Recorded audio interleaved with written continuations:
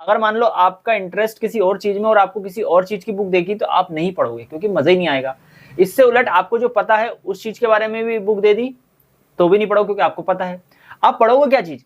जो आपको पसंद है, जो आपको इंटरेस्ट है, जिसमें आपकी रुचि है, वो रुचि के हिसाब से अगर आपको बुक दी जाएगी तो फिर आप उसको पढ़ोगे। फिर आप ये नहीं देखोगे इसमें क्या पढ़ते जाओगे पढ़ते जाओगे पढ़ते जाओगे पढ़ते जाओगे। तो ऐसे काम बहुत सारे हैं, ढूंढने की जरूरत है और ढूंढने का नाम ही इकिगाई है। इकिगाई का मतलब क्या है? इकिगाई मतलब आप किस काम में अच्छे हो, क्या आप उस काम से प्यार भी करते हो, और यदि आप उस काम से प्यार करते हो तो क्या दुनिया में उस काम की जरूरत है, और अगर जरूरत है तो क्या दुनिया उस काम के लिए पे करने को तैयार है।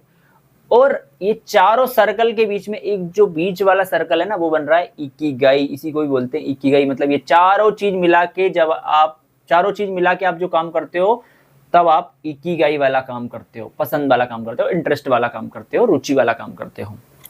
ये है इकिगाई। एक्चुअली क्या है कि हर इंसान कुछ ना कुछ करना चाहता है इस दुनिया में।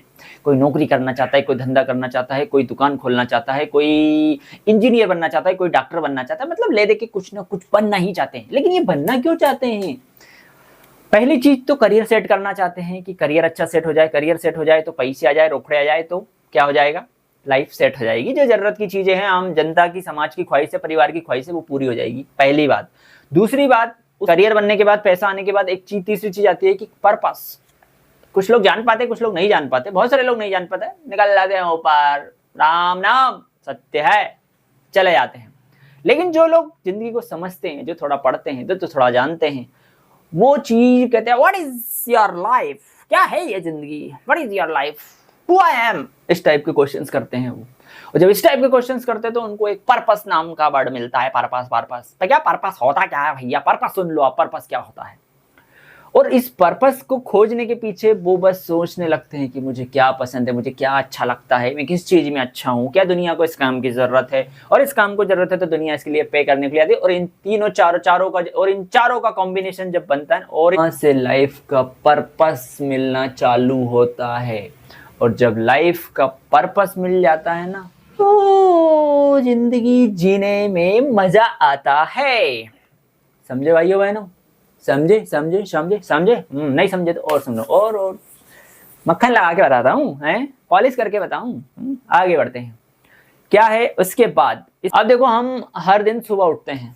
उठते हो? कोई 4 बजे उठता होगा, कोई 6 बजे उठता होगा, कोई 8 बजे उठता है, कुछ लोग तो 11 बजे भी उठते हैं। उठने के बाद यदि आज मान लो संडे है, वर्किंग डेज में तो आप काम पे जाते हो, लेकिन यदि आज संडे है, संडे के दिन क्या करते हो? यार आज कुछ है, क्या करा जाए कैसा।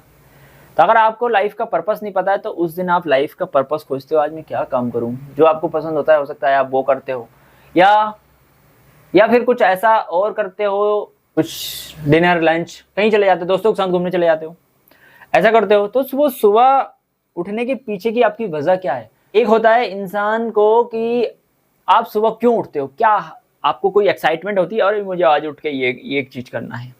अगर वो चीज आपके अंदर है तो समझ लो कि आपके अंदर पर्पस है लाइफ में और आप उसको हर दिन फुलफिल कर रहे हो।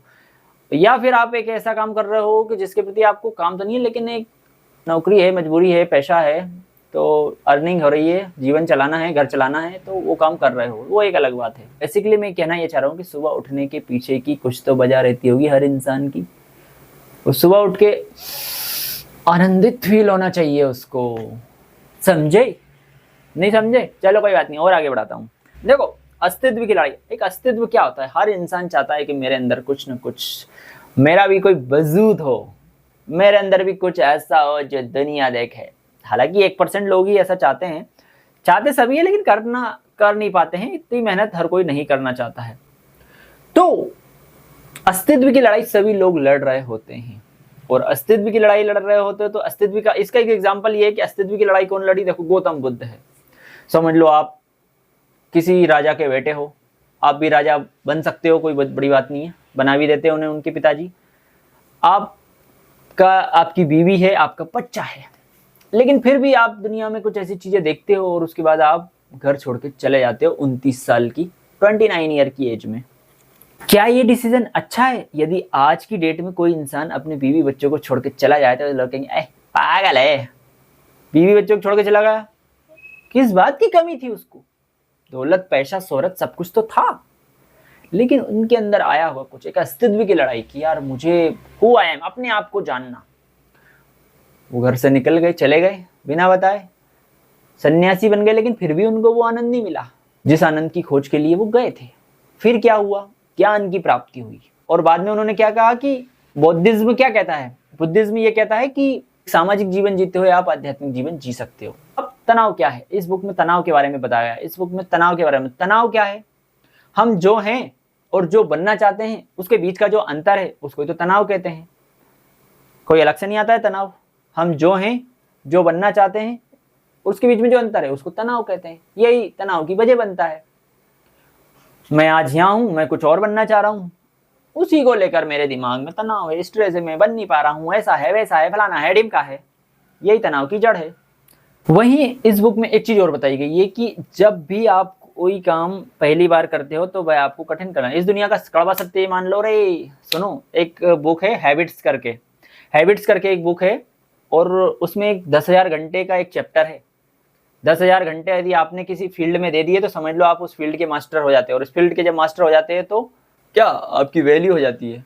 10,000 घंटे मतलब 300 कुछ डेज, 361 कुछ डेज, पता नहीं कितने लगा लेना आप। तो सफलता का एकमात्र है कि 10,000 घंटे मेहनत करनी है।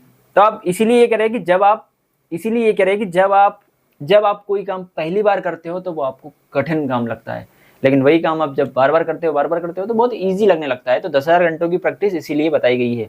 आप भी अगर आप अपनी फील्ड में मास्टरी चाहते हैं तो 10,000 घंटे तक सोच लीजिए। 10,000 घंटे मतलब लगभग 416 कुछ दिन होते हैं, मतलब 416 दिन आपने उस चीज के बारे में प्रैक्टिस करी है। अगर आप हर दिन 8 घंटे मेहनत कर रहे हो तो इसका मतलब आपको 10,000 घंटे करने के लिए 3 साल लगेंगे, क्योंकि 24 घंटे तो आप मेहनत कर नहीं पाओगे, 8 घंटे ही कर पाओगे। तो सही कहते हैं कि 3 साल कम से कम किसी भी करियर को देना चाहिए। 10,000 घंटे का वो फार्मूला है।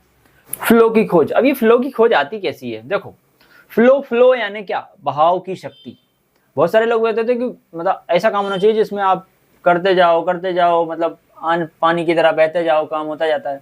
ऐसा क्यों, ऐसा किसके साथ होता है? देखो, जब सचिन तेंदुलकर को शोएब अख्तर बॉल डाल रहा हो तो सचिन तेंदुलकर ये नहीं सोचेगा और इसको कैसे मारनी है, मैच जीतना है। नहीं, सचिन तेंदुलकर खेल रहा है, शोएब अख्तर बॉल रहा है, वो सचिन तेंदुलकर का जो कंसंट्रेट होगा उसकी बॉल पे होगा, बॉल कहाँ डालेगा, स्विंग हो रही नहीं हो रही है, और खेलेगा उसको।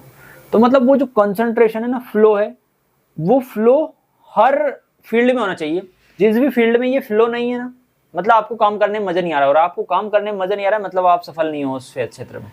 जैसे कुछ एथलीट्स है जो जब प्रैक्टिस करते हैं तो उस फ्लो में चले जाते हैं, वो खेल रहे हैं तो खेल ही रहे हैं, एक्सरसाइज या प्रैक्टिस कर रहे हैं तो करे ही जा रहे हैं, उन्हें वो मजा आ रहा है उस फ्लो में जाने में। ऐसे ही खिलाड़ी भी होते हैं, करते ही जाते हैं मेहनत, उन्हें उस चीज में मजा आता है, आनंद आता रहता है। तो ये फ्लो की खोज हो गई। ऐसे ही कुछ इंजीनियर्स भी होते हैं, कुछ डॉक्टर भी होते हैं जिन्हें ऑपरेशन करते समय वो उस फ्लो में चले जाते हैं। और जो लोग नहीं जा रहे हैं ना, वो अपने क्षेत्र में सफल नहीं होंगे, ध्यान रखना आप। या तो आप मजबूरी में कर रहे हो, वो बात अलग है, लेकिन सफल लोग वही हैं जो फ्लो में रह के काम करते हैं, मजे के साथ काम करते हैं। अब इस बुक में एक चीज और बताइए कि 2 तरह के लोग होते हैं, एक जो लोगों में घुलना मिलना पसंद करते हैं, और दूसरे जो दुनिया से अलग रहते हैं, वो अकेले में ही रहते हैं, उन्हें अकेले में आनंद आता है। एक्चुअली जो अकेला रह रहा है उसे भी अकेले रहने में आनंद आ रहा है, इसलिए वो अकेला रह रहा है। और जो लोग लोगों से मिलजुल रहे हैं उनको लोगों में मिलने में मजा आ रहा है, उनको आपस में बातें करने में मजा आ रहा है। तो दोनों तरह के लोग सही है अपनी अपनी जगह पे। ऐसा मत सोचो कि तुम अगर अकेले रहना चाह रहे हो, दुनिया में आपको मजा नहीं आ रहा है, तो लोग कहेंगे अरे यार वो तो अकेला रहता है, तो आप अपने आप को बुरा लगता है, अच्छा यार चलो अपन क्यों नहीं मेल मिलाप करते हैं, करना चाहिए। ऐसा नहीं है, ये आपका स्वभाव है। आपका इकिगाई कह रहा है कि आप अकेले रहो, आपको जो काम पसंद है वो करो, आपको पढ़ना अच्छा लगता है अकेले पढ़ो। अल्टीमेटली हर इंसान चाहता क्या है, आनंद, और आनंद जहां मिलता है बस उसको वहीं रहना चाहिए। ऐसा नहीं कि दुनिया के चक्कर। सबसे बड़ा रोग क्या कहेंगे लोग, ये दुनिया तो कुछ ना कुछ कहती है, तो का सबसे बड़ा काम है कुछ कहना, ये मान लो कि मुझे इस चीज में एक चीज और ऐड करनी है कि यार अगर आप कुछ नहीं करोगे तो लोग कहेंगे कैसे। बहुत सारे लोग कहते हैं और क्या करोगे यार, लोग क्या कहेंगे। अरे लोग तो तभी कहेंगे जब आप कुछ करोगे, अपने को करना चाहिए वो चीज, तब तो लोग कहेंगे। कुछ करोगे नहीं तो लोग क्या कहेंगे, जैसा चल रहा है वैसा चल ही रहा है। अच्छा, एक माइक्रोफ्लो भी होता है इसमें। माइक्रोफ्लो यानी मतलब छोटा हवा। तो माइक्रो में क्या होता है, जैसे मान लो एक लिफ्ट मैन है, तो लिफ्ट मैन क्या है, एक लिफ्ट मैन वो हो सकता है कि जो डूड की तरह बैठा है कुर्सी लगा के लिफ्ट में, और जैसे कोई आया कहाँ जाना है 4 नंबर, तो वो 4 बटन दबाएगा, है ना, बस। और एक दूसरा इंसान ऐसा हो सकता है कि वो लिफ्ट में बैठा है और जैसे ही आप जाते हो, आइए आइए, इसमें प्यारी सी स्माइल करके बोलता है आइए, कहाँ जाना है आपको, और वो आप कहते हो तीसरे माले, तो वो प्यार से तीसरे माले की दबाता है, आ गया तीसरा माला, और आपसे कहता है जाइए आप। मतलब एक ही इंसान लेकिन काम करने के तरीके अलग अलग। इससे क्या साबित होता है? इससे ये होता है कि एक लिफ्टमैन जो है वो अपने काम को बहुत शिद्दत से, प्यार से, अपना समझ के कर रहा है, और जो फर्स्ट वाला इंसान था वो अपने काम को सिर्फ काम की तरह समझ रहा है, उसको वो काम करने में मजे आ ही नहीं रहे हैं। 80% लोगों के साथ यही समस्या है, अपने स्वभाव के विपरीत काम कर रहे हैं, मजा आ नहीं रहा है, तो फिर क्या होता है, इरिटेट होते हैं, काम अच्छे से नहीं करते हैं। तो माइक्रो फ्लो में भी जा सकते हो आप, छोटे छोटे कामों को भी आप बहुत अच्छे से कर सकते हो। हमेशा सीखते रहें, हमेशा सीखना बहुत जरूरी है। बहुत बड़े बड़े जो प्रोफेसर होते हैं ना, वो अपने आप को ये कहते हैं कि मैं फलाने फील्ड का विद्यार्थी हूँ, कभी भी नहीं कहते हैं कि प्रोफेसर है। क्यों नहीं कहते? क्योंकि उन्हें पता है कि हमें जितना ज्ञान होना चाहिए उतना ज्ञान नहीं है, और उतना ज्ञान उन्हें नहीं है, तो फिर वो क्या करते हैं, विद्यार्थी कहते हैं अपने आप को। इसलिए हमेशा सीखते रहो, बुढ़ापे में भी सीखते रहो कुछ ना कुछ, नहीं तो समय नहीं कटेगा, पगला जाओगे फ्री रह रह के। ये दिमाग में 60,000 विचार आते हैं, वो कहेगा ये गलत, ये गलत, वो ये नहीं सुन रहा है, वो मेरी ये बात नहीं मान रहा है, यही चीज में पगला जाओगे। इससे अच्छा है कि अपने आप को अपने काम में व्यस्त रखो। अपने काम में व्यस्त रखोगे तो दुनिया की झंझट की तरफ ध्यान नहीं जाएगा, उधर ध्यान नहीं जाएगा, तो अपनी तरफ ध्यान जाएगा, अपनी तरफ ध्यान जाएगा तो अपना काम और अच्छे से चलता रहेगा। इस बुक में एक बात जो मुझे बहुत अच्छी लगी वो ये है कि बुरा से बुरा क्या हो सकता है। आप देखो, होता क्या है कि हम लाइफ में कभी कभी कुछ चीजें एक्सपेक्ट कर लेते हैं कि अरे यार ऐसा हो गया तो क्या होगा, वैसा हो गया तो क्या हो गया, पास नहीं हुआ तो क्या हुआ, फेल हो गया तो क्या होगा। तो ऐसी बहुत सारी चीजें हैं जिनके बारे में हम पहले से अवधारणा बना लेते हैं कि अरे ऐसा नहीं हो जाए, नहीं तो साला मर ही जाएंगे। बुरा से बुरा क्या हो सकता है ये अज्यूम करके चलो। कभी कभी क्या होता है लाइफ में, अपन कुछ काम ऐसे कर सकते हैं, जैसे कॉर्पोरेट जॉब हो गई या किसी भी फील्ड में ये चीज आ सकती है कि जब कभी कभी ऐसे टास्क आ जाते हैं जो पूरे नहीं होते, फिर लगता है अरे ये तो हुआ ही नहीं, अब क्या होगा, अब क्या होगा बुरा से बुरा जो होगा देखेंगे, ये चीज अज्यूम कर लेते हैं ना। जैसे कोई सरकारी नौकरी में था, क्या होगा यार, ठीक है, अपना एफर्ट मार रहे हैं फिर भी नहीं होगा, क्या होगा, सस्पेंड करेंगे बस, ठीक है ना। तो उससे एक थोड़ी सी सेटिस्फेक्शन मिल जाता है कि यार ठीक है यार, अपना काम तो कर रहे हैं ना, बाकी जो होगा देखेंगे। तो बुरा से बुरा क्या होगा उस चीज को अज्यूम कर लो अपनी फील्ड में, तो थोड़ा सा तनाव, स्ट्रेस कम हो जाता है। मैं ये नहीं कह रहा हूँ कि आप अपना सबसे बुरा देखोगे, बुरा से बुरा बुरा ही करना है, नहीं बुरा नहीं, अच्छा से अच्छा करना है, लेकिन कभी कभी बुरा से बुरा हो जाता है, और जब बुरा से बुरा हो जाता है तो फिर पगलाते हैं। चलिए आज का वीडियो यहीं पे होता है समाप्त।